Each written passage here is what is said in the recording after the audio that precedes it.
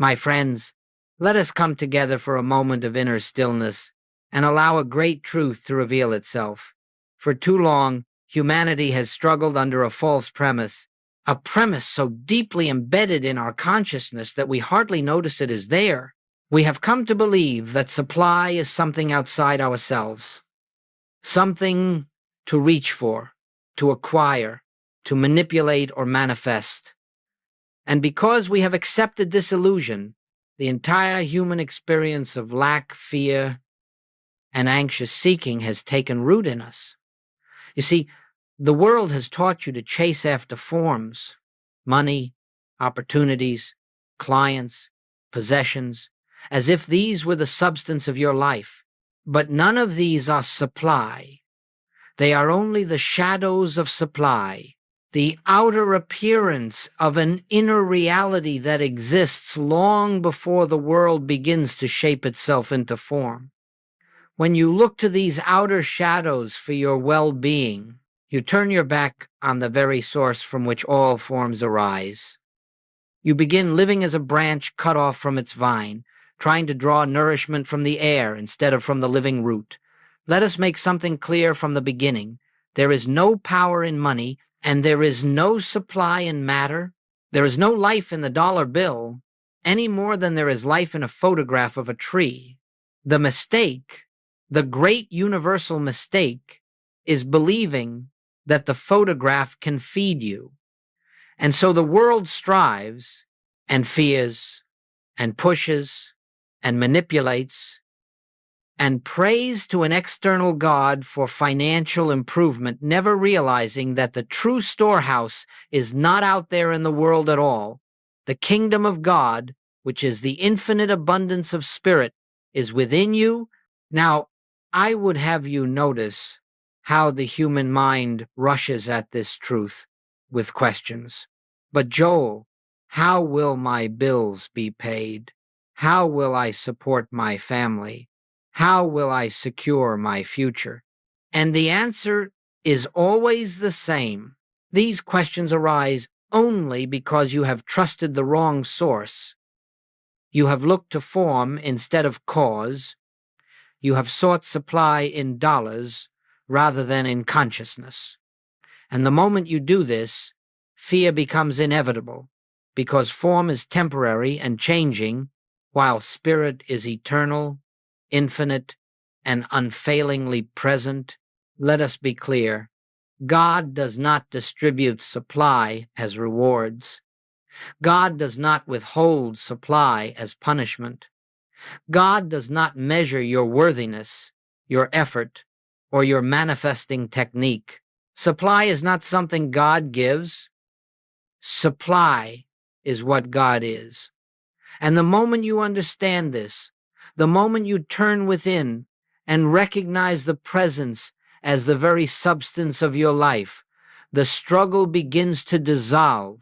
You stop trying to make things happen, and you begin to rest in the truth that all things are already fulfilled in the invisible. So today, we begin with a simple invitation. Release the belief that money is supply, that opportunities are supply, that outer conditions are supply. For as long as you depend on these for your good, you will live at the mercy of their fluctuations. But when you turn within and acknowledge the infinite storehouse of spirit as your true and only source, you will discover a freedom that no outer circumstance can take away. We are not here to improve the human sense of wealth. We are here to awaken to the spiritual fact that the abundance of God is already expressing itself through your consciousness, and that nothing can be added to it, and nothing can be taken from it. The work before us is not to accumulate more, but to recognize that we have always been living in the midst of infinite supply. Now, my friends, having laid the foundation that supply does not exist in form, let us move deeper into the reason why so many sincere seekers continue to struggle despite affirmations, despite visualizations, despite countless techniques aimed at manifesting abundance. And the reason is simply this: they are still seeking second instead of seeking first. They are still approaching life from the standpoint of effect. Never having understood that effect has no power to sustain them. Let us examine this quietly. Whenever you attempt to improve a condition, whether it be financial, physical, or emotional, you begin with the assumption that the condition is real, that it possesses power, that it can either help or harm you. And from that assumption arises the desire to change it, to correct it, to manipulate it. But you see, once you have granted reality to the condition, you have already stepped outside the kingdom. You have accepted a second power. This is why manifestation, no matter how sincere, inevitably leads to frustration. Manifestation assumes that you, as a separate personal being, can use mental force to attract or create what you believe is missing. You may change the vocabulary, you may call it visualizing, intending, attracting, but the mechanism is the same. The personal mind attempting to fix the world of form. And this, my friends, is the greatest obstruction to spiritual realization. For the moment you try to bring something into existence, you proclaim that it does not yet exist. You affirm lack, you affirm separation. You affirm that the supply you seek is outside your consciousness, waiting to be pulled in by technique. But the spiritual fact is that all supply, all abundance, all good already exists within your consciousness as the activity of God. There is nothing to create, nothing to attract, nothing to pull from the universe. There is only recognition. Consider this deeply. Every time you say, I must manifest more money, you silently declare, my good is not here. I lack. I am incomplete. And the moment you declare lack, no matter how positive your technique, your experience, must reflect that belief. Because your consciousness is the law unto your world, and what you acknowledge as truth becomes the pattern through which your life unfolds. Think for a moment of the birds of the air, of the lilies of the field. They do not manifest, they do not attract, they do not strive, yet they are fed, clothed, sustained, and maintained by the invisible law of life that is forever functioning in perfect harmony. And so it is with you. Your life is not meant to be one of constant mental manipulation. It is meant to be an expression of harmony flowing from the inner presence that already knows your needs before you speak them. Manifestation fails because manifestation tries to change the outer picture without touching the inner truth. It is an attempt to rearrange shadows while ignoring the light that casts them. And for this reason, manifestation can only yield temporary results, results that must be maintained through further effort, further fear, and further striving. This is not the path of the infinite way. This is not the way of grace. The moment you recognize that the outer world cannot be the source of anything, you stop attempting to make it conform to your desires. You cease treating forms as powers, and in that stillness, when the feverish attempt to create good has ceased, the true supply begins to reveal itself effortlessly as the activity of the presence within your being. So let us be very clear. You do not seek more money, more security, or more opportunity. You seek the kingdom, the awareness of God as the only cause, the only substance, the only supply.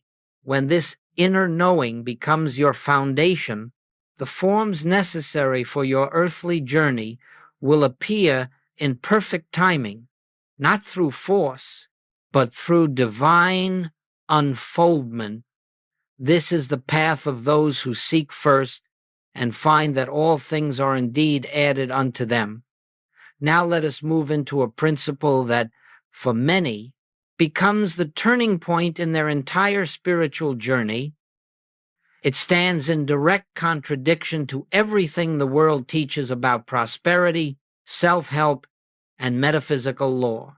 And yet, it is this very principle that forms the cornerstone of the infinite way approach to supply. The principle is simply this: you cannot demonstrate supply. Supply is not something to be demonstrated, acquired, or attracted. Supply is the activity of God within you, and it exists fully before you ever think to seek it. This, my friends, is where the human mind rebels. The human mind believes it must achieve, must earn, must create, must compel the universe to respond to its desires, and so it sets out on an endless journey of demonstration, trying to manifest wealth, success, clients, relationships, security, never realizing that the very act of trying is a confession of spiritual ignorance. For if you truly understood the nature of God as the substance of all good, you would cease your attempts to demonstrate anything. You would rest. Let us examine this more deeply. You cannot demonstrate what already is. You cannot bring into your experience what is already established in your consciousness.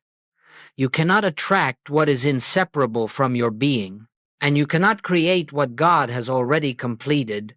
All demonstration, in the spiritual sense, is not the bringing forth of something new.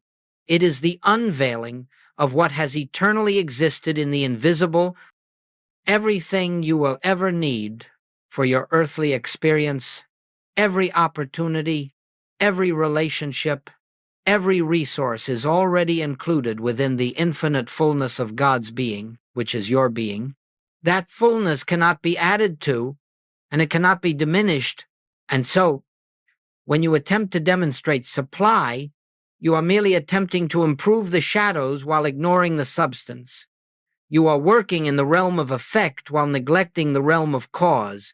Now hear this. Supply does not come to you. Supply flows through you. It is not a possession. It is not something you hold, accumulate, or defend. It is an activity, a living, radiant, spiritual activity of the divine presence, expressing itself as every form necessary for your daily life. This is why money cannot be supply. Money is merely the form. Supply takes at a given moment, and the moment you treat the form as the substance, you lose sight of the source. Imagine sunlight shining through a window. The warmth you feel on your hand is the effect. The sun itself is the cause. If the window shifts or the clouds pass, the warmth on your hand changes, but the sun remains unchanged. So it is with supply. Forms come and go, employment changes, financial conditions fluctuate, markets rise and fall, but the source never changes. And the moment you understand this, you cease trying to demonstrate warmth and begin resting in the certainty of the sun.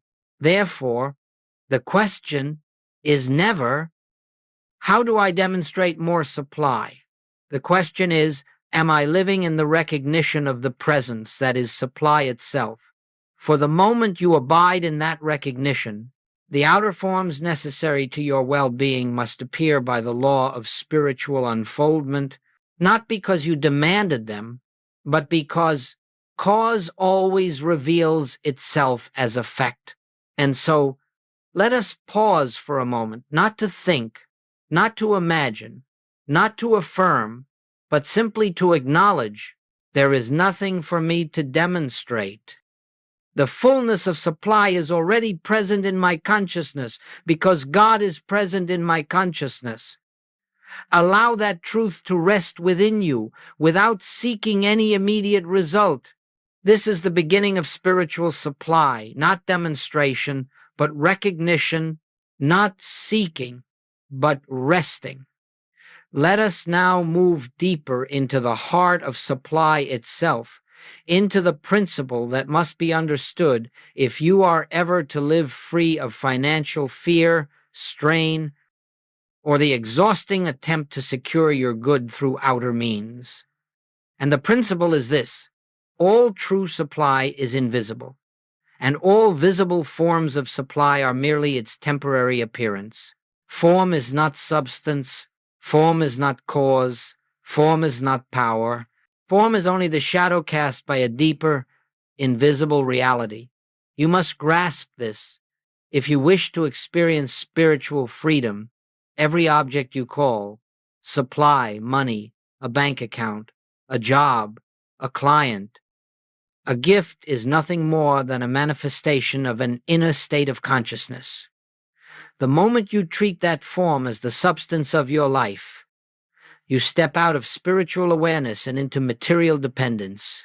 And wherever there is dependence on form, there will be fear of losing that form.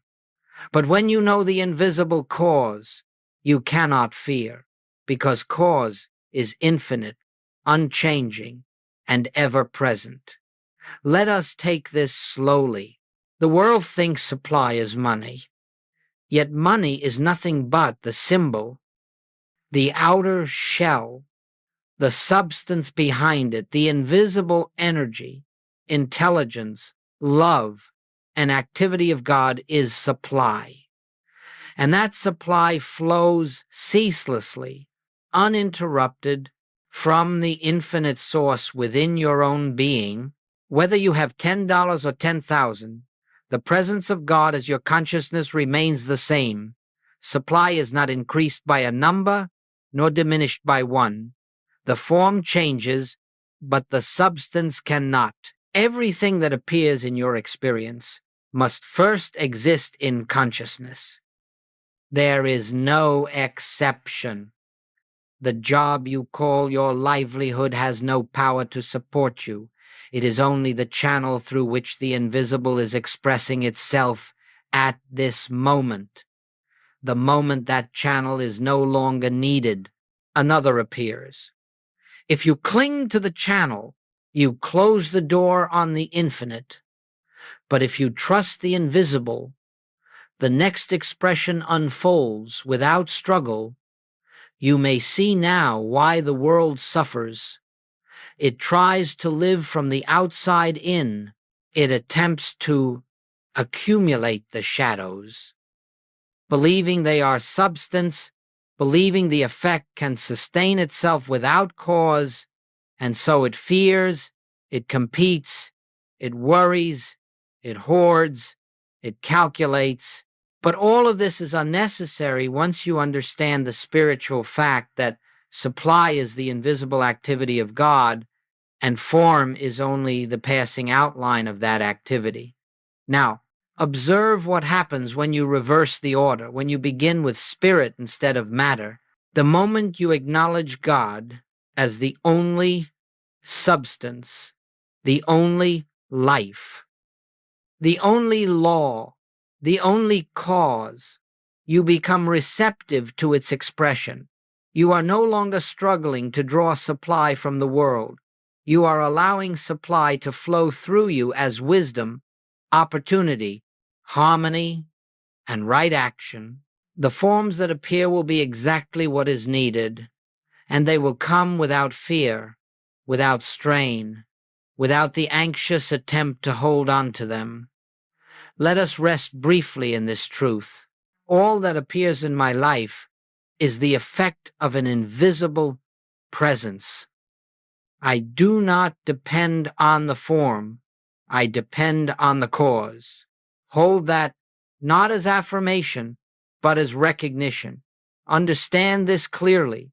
You do not live by money. You live by grace.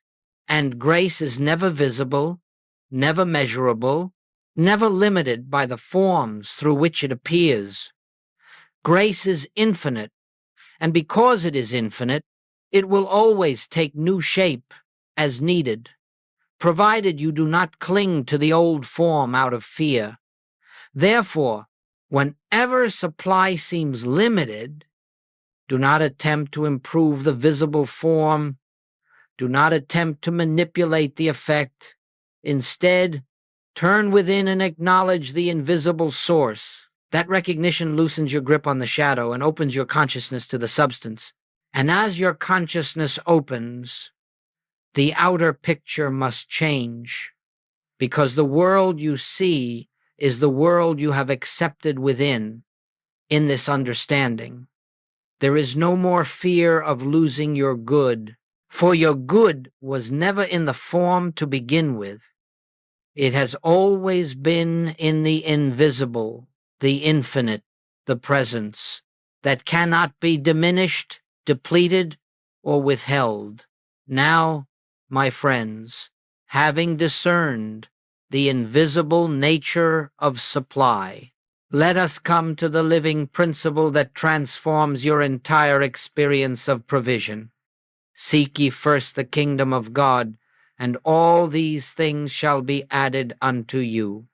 This statement, perhaps the most quoted of all scriptural teachings, has been repeated for centuries but seldom understood. For the kingdom of God is not a place, not a reward, not a realm to be visited after death.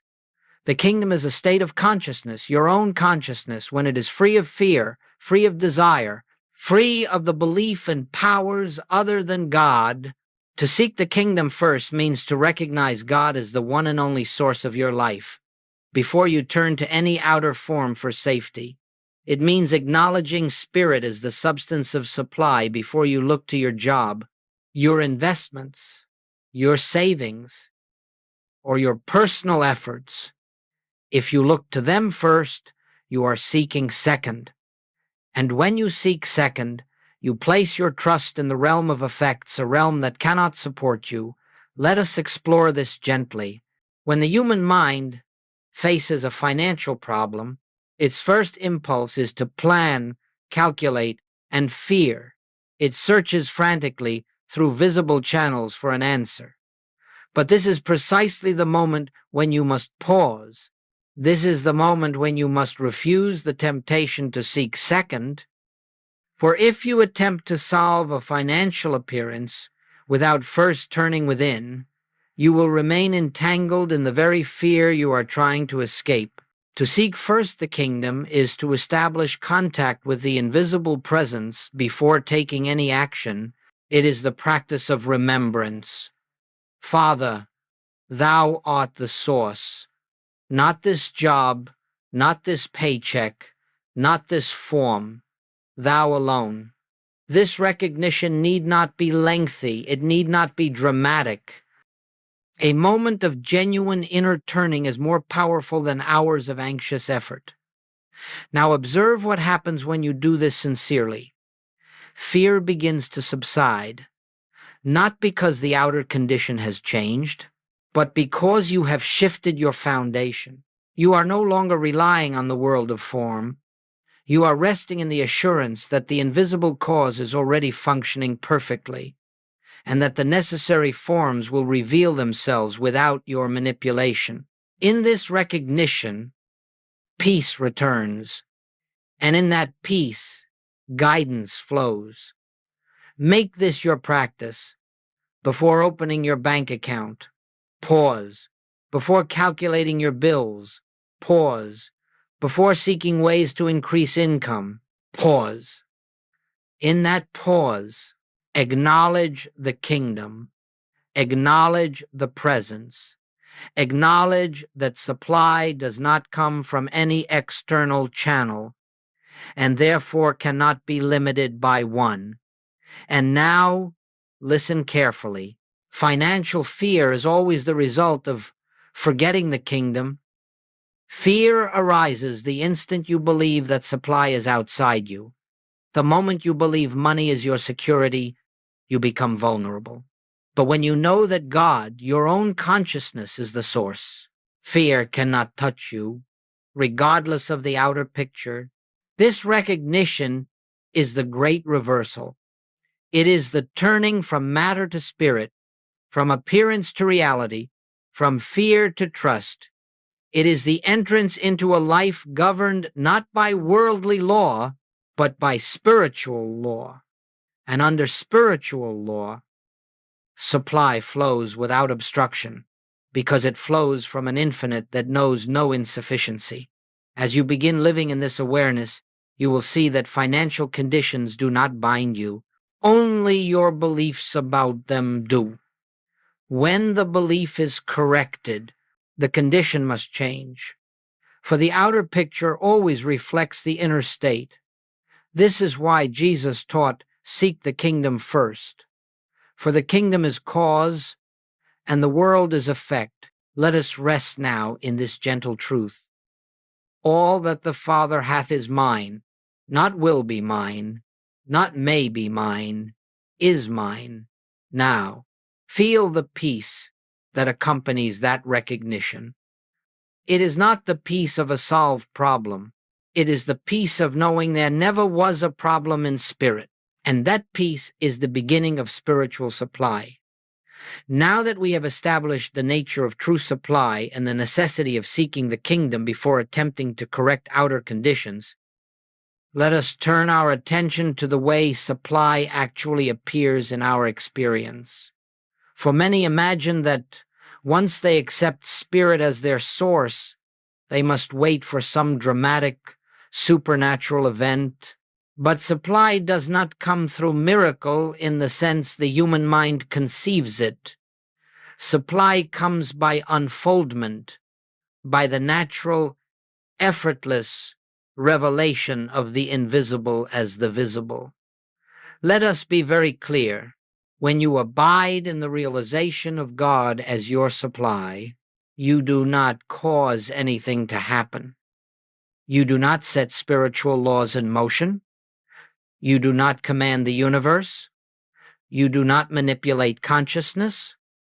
You merely rest in the truth that God, the infinite, invisible presence, is already expressing itself as your life.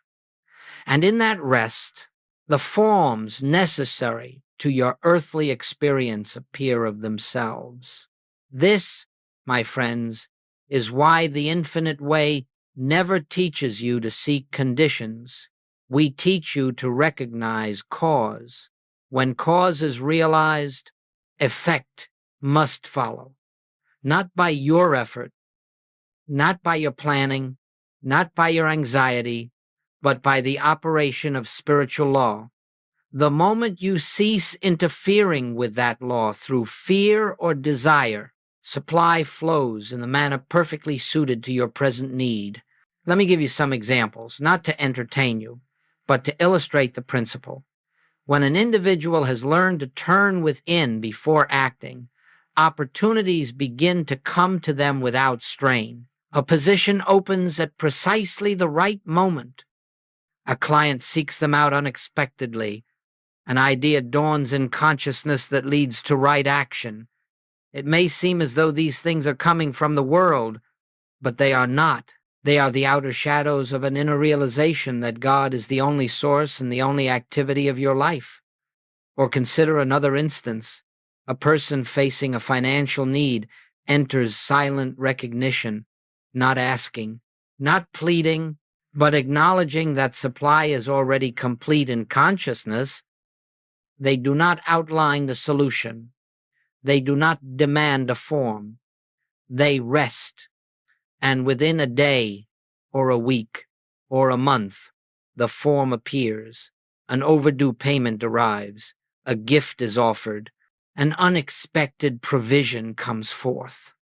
The world calls this luck, coincidence, timing, but it is none of these. It is the natural unfoldment of what already existed in the invisible. Understand this.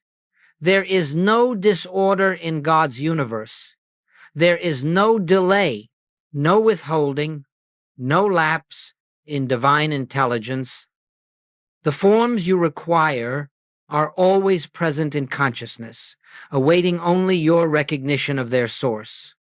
When you recognize the source, the form becomes visible, and when you forget the source, the form seems to disappear. but it is only seeming. The invisible remains intact, unchanged, forever whole. Now here is the essential point. You do not direct the form. You do not tell spirit how supply should appear. You do not say, let it come through this job, through this investment, through this person. For the moment you outline the form, you limit the infinite. You restrict supply to a narrow channel of your own imagining. The invisible source knows the perfect form, the perfect timing, the perfect sequence of events. Your task is only to stay receptive, to live in the inner assurance that supply is never absent. Therefore, whenever a financial appearance arises in your life, the first response must be stillness, not reaction, not planning, not fear, stillness, recognition.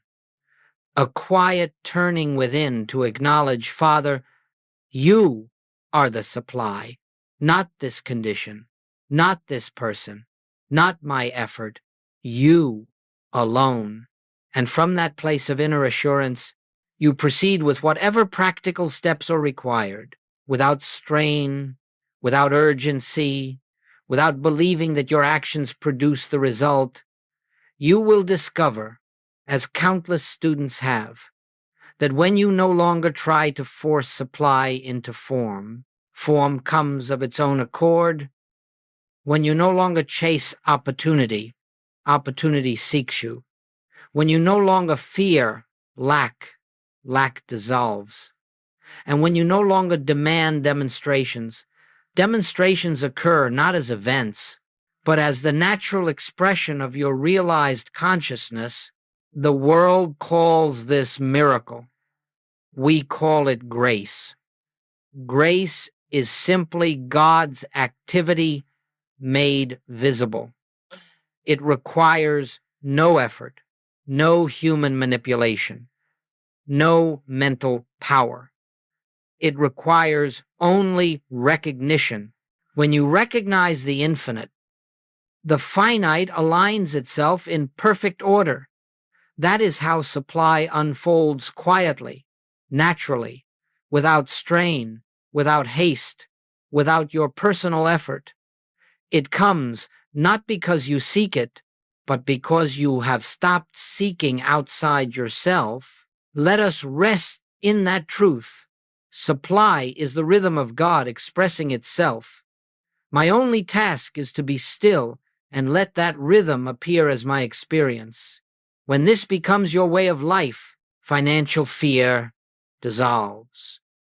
You live not by might, not by power, but by the invisible activity of spirit, which is forever flowing, forever fulfilling, forever sufficient. Now, my friends, let us come to the practical side of this work, not practical in the worldly sense of techniques or methods, but practical in the spiritual sense. How does one actually live in the consciousness of infinite supply? For it is not enough to hear these principles, nor to agree with them intellectually. Truth must become a living experience, a daily recognition, until it permeates your entire being and becomes the atmosphere in which you walk. Let us begin with this. The realization of supply does not come through effort. It comes through awareness. It comes through the quiet turning within, again and again, until the presence becomes more real to you than the appearances of the world. Therefore, the first step is always the same. Be still before you look at your finances, before you begin your day, before you respond to any outer demand. Pause, not to ask for anything, not to affirm anything, but simply to acknowledge the truth. Take a moment, one moment before you step into the activity of the world, and realize God is the substance of all supply. God is the life flowing as my life. God is the invisible source from which all visible forms arise. You are not trying to make something happen. You are not trying to influence conditions. You are recognizing the reality that already is. And in that recognition, fear dissolves. In that recognition, the mind becomes receptive to divine impulse. In that recognition, you align yourself with the operation of spiritual law. This is why I tell students, do not measure the value of your practice by the length of time spent in meditation. One moment of clear recognition is of more value than an hour of mental activity, but consistency is essential.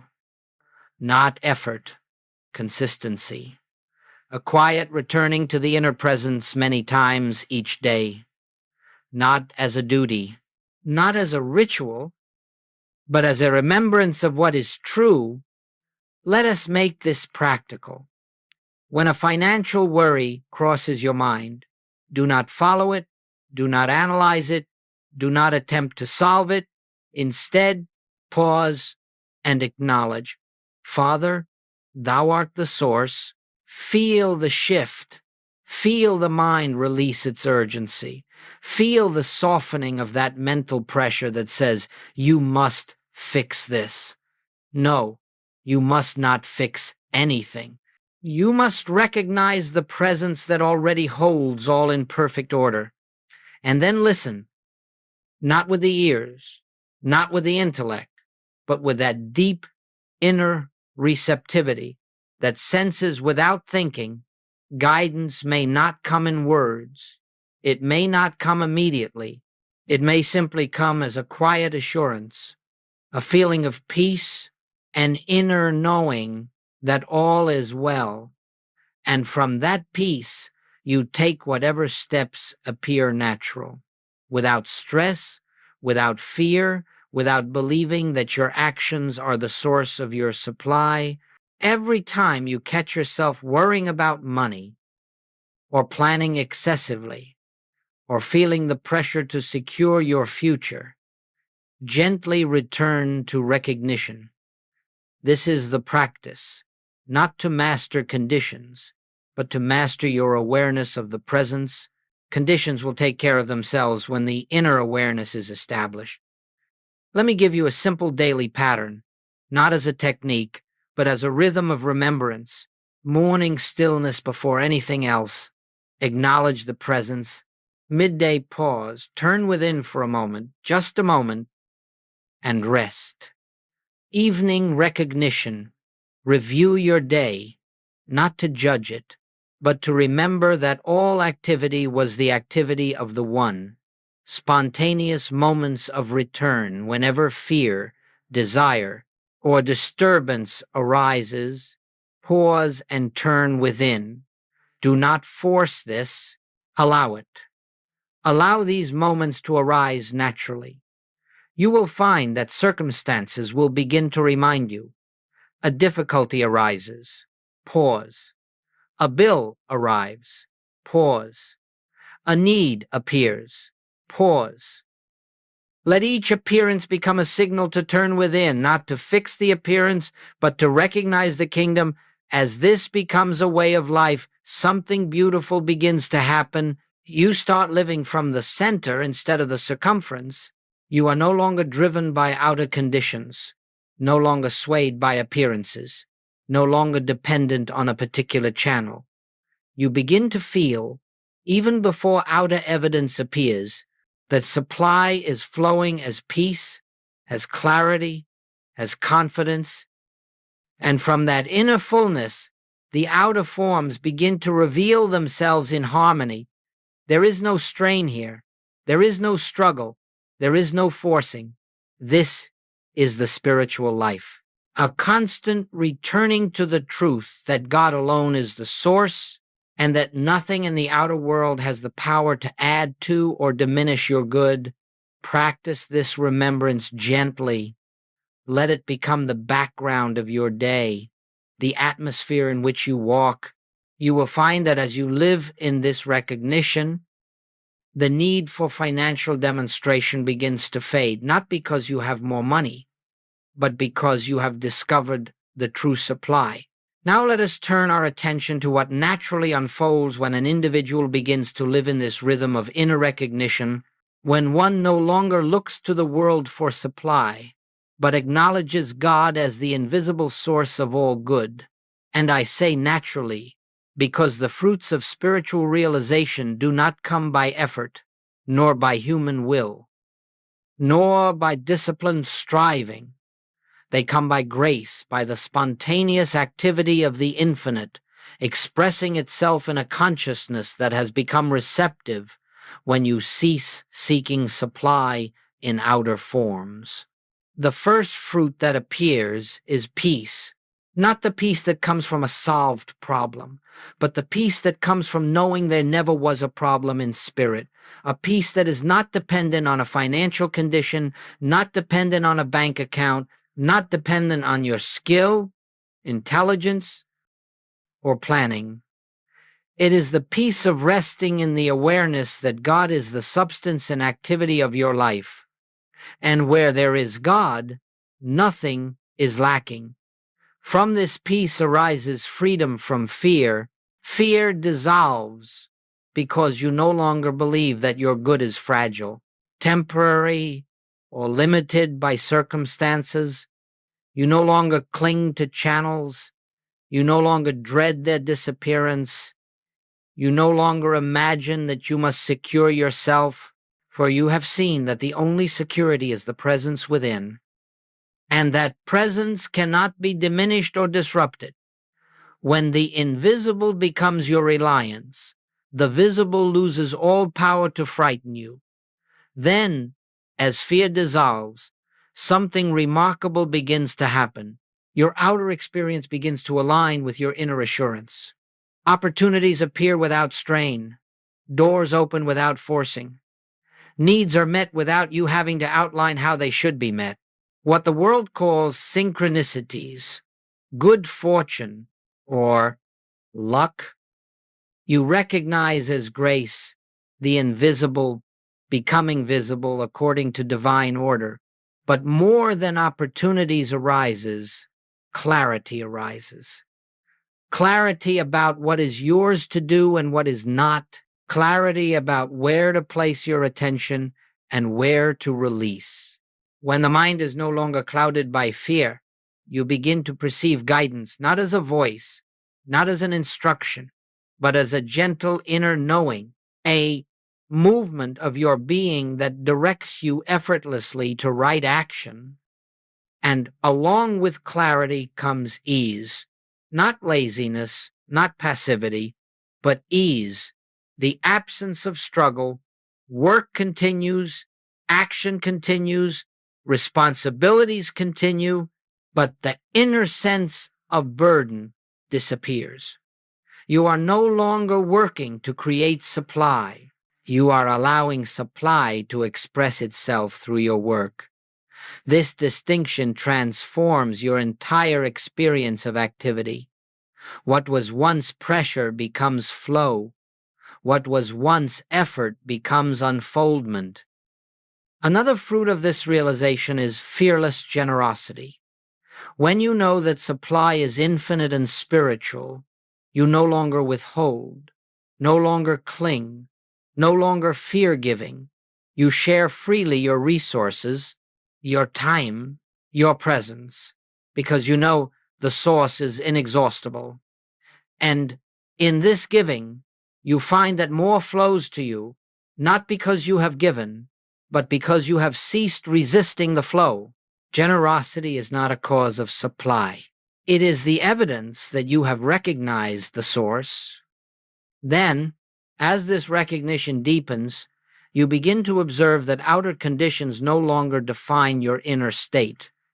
There may be times when forms shift, when an income changes, when a channel closes, when the need arises, but instead of reacting, you remain anchored in the awareness that God is still the source, and therefore nothing essential has changed. And because you remain anchored, the outer condition realigns itself in harmony. At this stage, you discover something even more profound. you stop living for supply altogether. Supply ceases to be a concern. It ceases to occupy your thought. It ceases to play a central role in your decisions. Why? Because you now live from the center, from the kingdom within. You are concerned only with abiding in the presence, only with maintaining the awareness of God as your life. And as you do, supply simply flows. It becomes a byproduct of realized consciousness, not the object of your seeking. And finally, the greatest fruit of all begins to dawn. You realize that supply was never something God gave you. Supply is God expressing itself as your experience of life. It is not an addition to your being. It is your being. It is the natural outflow of the infinite through the transparency of your consciousness. And when this becomes clear, financial fear becomes impossible. For how can the infinite lack? How can the eternal be insufficient? How can the presence that fills all space fail to provide? In this awareness, you walk through life differently, not with pride, not with presumption, but with a quiet assurance that nothing essential can ever be missing. For the source is within you. You do not demonstrate supply. You reveal it. You do not chase security. You live from it. You do not seek the gifts of God. You rest in the giver. This is life under grace. This is the fruit of recognition. This is the natural consequence of knowing God as your supply. And now, my friends, as we bring this message to its close, let us return once more to the essence. For the essence is always simple. The whole of spiritual supply, the whole of your freedom from fear, the whole of your peace rests on one truth. You are not sustained by the world. You are sustained by the presence that lives within you. All that you have heard, all that has unfolded in this hour together, is meant to lead you to a single realization that the kingdom of God is the center of your being. And when you live from that center, the outer world takes its rightful place as the effect, never the cause. Let us pause here. Let us feel the stillness that comes when you no longer look outward for your good. Let us rest, even for a moment, in the knowing that the source of your supply is not out there in the changeable world of forms, but here within your own consciousness as the very life of your being. No one can give you this realization. I cannot give it. Books cannot give it. Teachings cannot give it. They can only point, illuminate, invite. But the recognition itself must arise within you, in the quiet, wordless space where you meet the presence face to face, heart to heart, being to being. I ask nothing of you except this. Let the inner turning become your way of life. Let the pause become your refuge. Let the recognition become your habit. Whenever you are tempted to fear, turn within. Whenever lack appears in the world of form, turn within. Whenever the mind begins to calculate, to worry, to outline, turn within. Not to get something, not to change a condition, but to remember the reality that never changes. For the moment you do, you discover that the presence has always been there, silent, patient, whole. It has never left you. It has never withheld anything from you. It has never required anything of you except your recognition, and when recognition dawns, even faintly, the entire structure of fear begins to dissolve. This is the invitation, live from the center, live from the invisible, live from the kingdom.